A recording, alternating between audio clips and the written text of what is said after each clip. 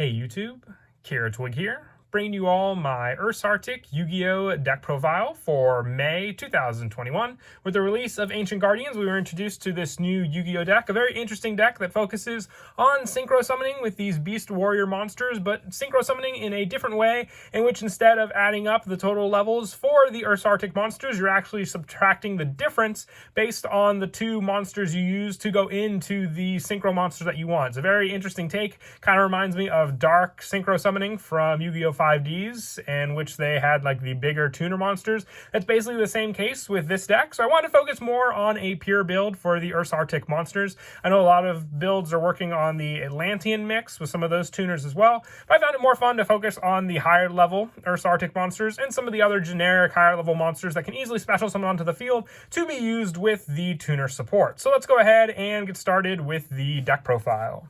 So for the actual monsters in the deck, we are running 3 Ursarctic Mega Polar. With this card during the main phase, quick effect, you contribute one other level 7 or higher monster from your hand to special summon this card from your hand. Also, you cannot special summon for the rest of this turn except for a monster with a level. If this card is special summoned while you control another Ursarctic monster, you can target one spell or trap card your opponent controls and destroy it. You can only use each effect of Ursarctic Mega Polar once per turn. So the tuner monsters play on more of a style of disrupting your opponent's play, and Mega Polar being the level 8 tuner that you run in the deck, destroying your opponent's spell and traps can definitely help for clearing the way for all the different synchro monsters you will go into with this deck. Being able to use this card for the tribute by using a level 7 or higher monster can also build off of the generic higher level monsters we run, which we'll get to after the run lineup for the Ursarctic monsters. For some of the other tuners that I run in the deck, I also run 3 Ursarctic Mega Abilis with this one. During the main phase, having the quick effect to also tribute one other level 7 or higher monster from your hand to special summon this card from your hand. You cannot special summon for the rest of the turn except monsters with a level, having these same restrictions as Mega Polar. But with this one, when it's special summoned while you control another Ursarctic monster, you can target one card to your opponent's graveyard, banish it. The banish definitely does help for disrupting plays, just like the destruction spell and traps that Mega Polar did. I run 3 of this card just so you always have options for the tuner monsters, and that's the good majority of what we'll run for the Ursarctic tuner lineup. I only run 2 of the next monster, which is Ursarctic Mega Tannis with this one.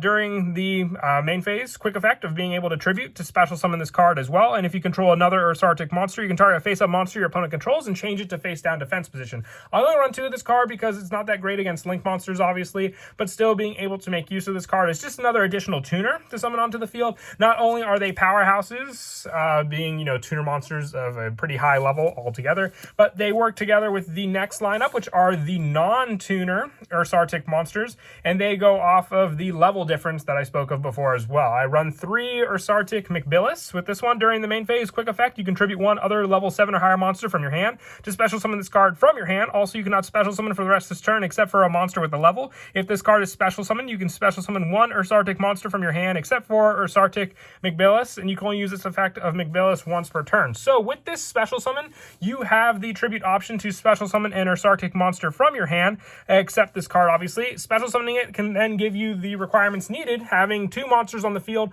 one of them being a level 7 monster and the other one being a level 8 tuner monster, with that difference being 1 needed for you to then summon out your first of the go-to synchro lineup in the extra deck, which is Ursarctic Polarity, being the level 1 synchro monster, then needed to then go into some of your other Ursarctic monsters like Ursarctic Septentrion from the extra deck. All of these level differences are the main way to summon these cards out, so you need just that special summoning power that McBillis can provide for the deck, just being a tribute for some of the other level 8s that we're running, and then that special summon power if you just have another Ursarctic monster in your hand to use as well. For some of the other level 7 non-tuner monsters, I also run 3 Ursarctic McPolar with this one. During the main phase, having the tribute as well. Like I said, they all share this tribute special summon of level 7 or higher monsters.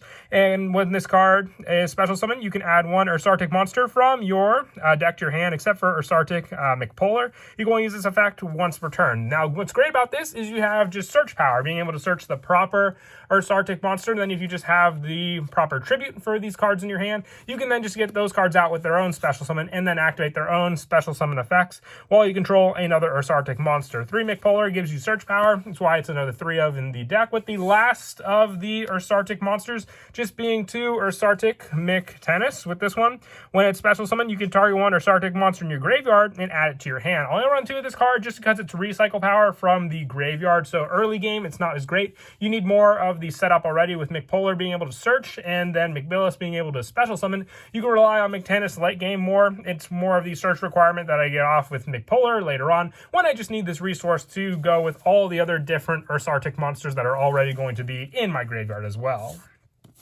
And that is it for the Ursarctic monsters. For some of the other generic lineup of monsters that I run in the deck, I run 3 Gamma Seal, the Sea Turtle Kaiju. Now, I like the Kaijus. Not only are they great at disrupting your opponent's plays, but they meet the requirement for the level 7 or higher monsters because there's no specifications for the tribute. So being able to open up multiples of these cards in your hand, if you even just have multiples of Gamma Seal in your hand, you can tribute it for your Ursarctic monster to summon onto the field, meeting the requirements for the special summon while still having the option, if your opponent does have a monster on the field, to tribute one of their monsters and special summon it onto their side of the field also. I also run 1 Dogoron, the Mad Flame Kaiju, and 1 Thunder King Lightning Strike Kaiju as just different options to go for the level 7 or higher requirement, and also for the fact that if you open up multiples of these cards and none of the Ursarctics, you can still give your opponent 1 while special summoning 1 to your field, disrupting their play and being able to attack over their Kaiju. But what's great and why I don't feel bad about running the high level lineup is that they all meet the requirement for the tribute, which is very, very important for the main play style of the Ursarctic monsters. There's no restriction for, it being a water monster or anything like that. It just sets you in for summoning only monsters with a level, but still great for that tribute altogether. And for some of the other more generic lineup, the difference will come in play more with the tuner, which are the level 8, but still great to run these monsters for the engine to go off of for more plays from the graveyard. That's why I'm also running 3 Gizmic Orochi, the Serpentron Sky Slasher. If this card's in your hand or graveyard, quick effect, you can banish this card from the top of your deck face down.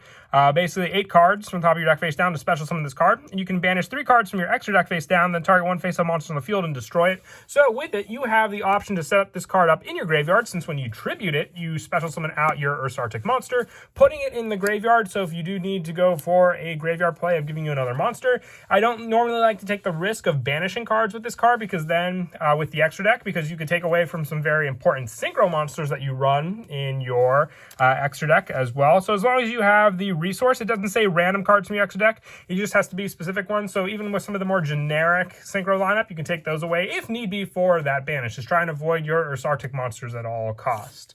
With the final lineup for the monsters just being 1 Dino Wrestler Pankratops. This card was recently reprinted in the Ancient Guardians booster pack, so just another great card to run, not only for its own monster effect, but for the fact that you can just tribute it for the Ursarctic monsters if need be. But most of the time I like to just summon it out, because as a level 7 monster, it can still be pretty generic with one of your Ursarctic monsters being the level 7 monster just to special summon out on the field, and then summoning out your Ursarctic monster, requiring the tribute, and then having the difference needed to then go into your Ursarctic Synchro monster, which is the main level 1 Ursarctic Polari.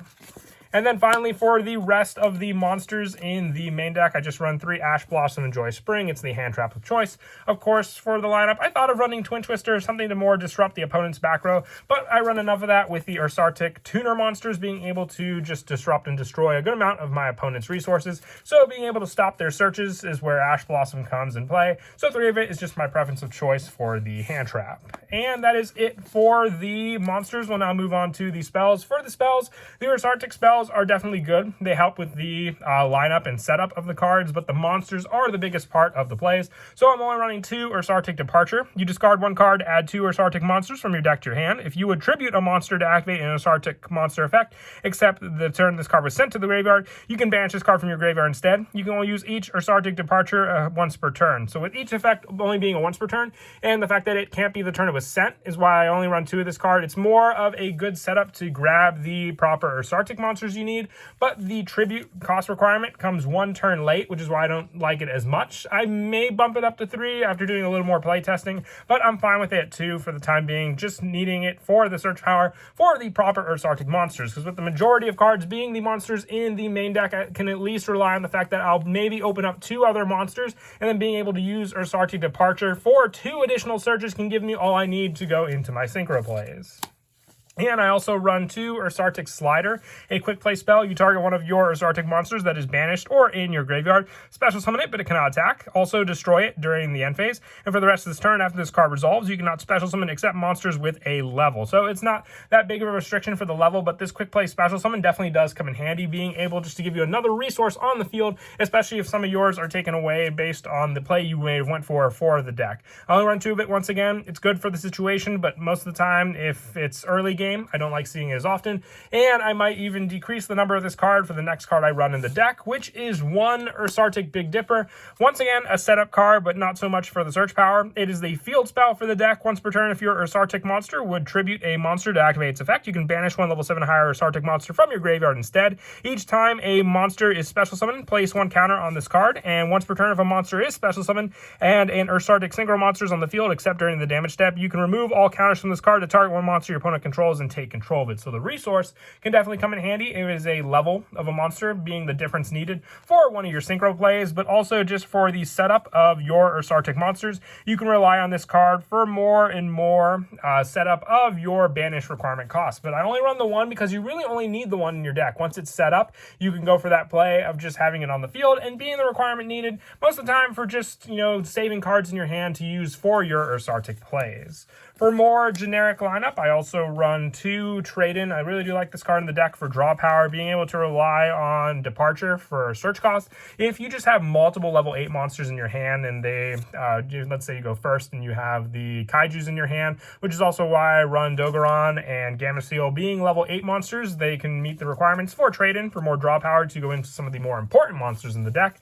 I also, for the 1-ofs, run 1 Call by the Grave, just more disruption of the opponent's plays in the graveyard. 1 Reasoning. Now, the biggest thing with this card is that your opponent is taking a risk, depending on what they call. Most of the time, they can call level 8, but there's also the chance that they'll hit a level 7 monster, special summoning it onto the field, and just giving you that monster to use. And also being able to potentially set up some other spells in the graveyard for you to use for their own Ursarctic tribute plays. I also run 1 Interrupted Kaiju Slumber for the Kaiju Search and destruction of your opponent's cards on the field, just for the additional setup for that play and search power for other level 8 monsters.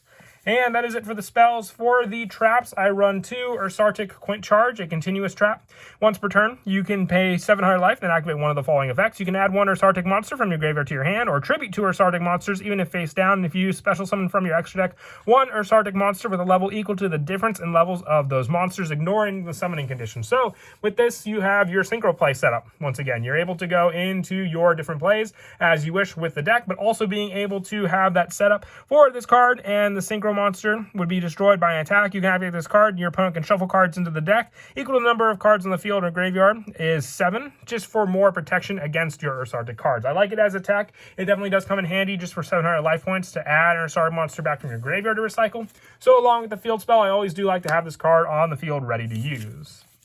And that is it for the main deck. We'll now move on to the extra deck. One of the most important synchros in the extra deck is Ursarctic Polari. It cannot be synchro summoned. It must be special summoned from the extra deck by sending 2 monsters you control with a level difference of 1 to the graveyard, and then also 1 tuner and 1 non-tuner. If this card is special summoned, you can activate 1 Ursarctic the Dipper directly from your deck, and you can tribute 1 level 7 or higher monster, add to your hand, to special summon 1 Ursarctic monster from your graveyard. You can only use each effect of Ursarctic Polari once per turn. So Big Dipper is the field spell. Being able just to activate it is another reason why I'm only running 1 of this card in the deck. It's really all you need, because the easiest play to go into is your Ursarctic Polari, and this card is definitely your setup for all your other plays. Being able to tribute a level 7 or higher monster in your hand to special summon 1 Ursarctic monster from your graveyard can be the cost needed to then summon it onto the field and have that difference of monsters to go into your other synchro monsters, which are the next lineup. I run 2 Ursarctic Septentrion, needing a level 7 monster, so the difference will be your Polari, and one of your level 8 tuner monsters being the difference in 7 to summon this card out onto the field. Same requirement, just a bigger level gap as well with this card. And also, with this card being the level difference, to add a tuner monster, negate the effects of face-up monsters activated by a level that was special summoned from the extra deck. If your opponent special summons 1 monster except during the damage step, you can add 1 Ursarctic card from your deck to your hand. You can only use this effect of Septentrion once per turn. Search power, and that's also why I'm glad to run some of the lower numbers for all the spells we run. Just having having the search power of Cententrion to search it out is just all you need really for that play to use with this card. And lastly, I run one Ursarctic Grand Chariot, having the same difference in level requirement for summoning this card on the field. If it's special summon, you can target up to 2 cards on the field, destroy them, and once per turn, when a card or effect is activated that targets an Ursarctic card you control, quick effect, you contribute 1 monster from your hand or field and negate the activation. So the tribute will come in handy just because of all the different monsters we run. The tribute will then rely on having those Ursarctic monsters in the graveyard. I really feel you only need one of this card though. You rely more on Cententrion for the negation of your opponents, but this card's still good for that setup. But you definitely do need 3 Polari just because you require it for setting up all of these bigger synchro plays. For some of the other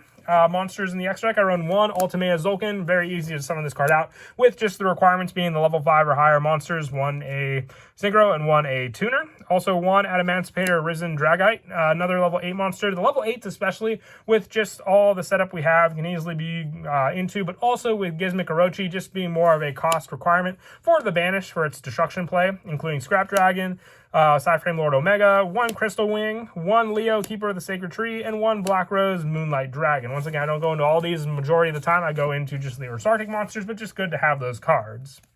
And then for the Link monsters, I run 1 Link Karibo. Now this is mostly just if my play is disrupted. I don't want to leave Polari on the field with nothing else to protect it, so I can just use it to go into Link Karibo as a more defensive play against my opponent. And the 1 Cross Sheep, I can go into this card most of the time when I have resources like Orochi and one of my Kaijus on the field, meeting the requirements for the Link 2, and then going for my Ursarctic plays, benefiting from the Synchro Summon ability when I summon a Synchro monster to Cross Sheep, and then summoning this card out on the field, and then also having this, along with Cross Sheep's own monster effect of being able to have all monsters gain 700 attack for more of a power boost on the field.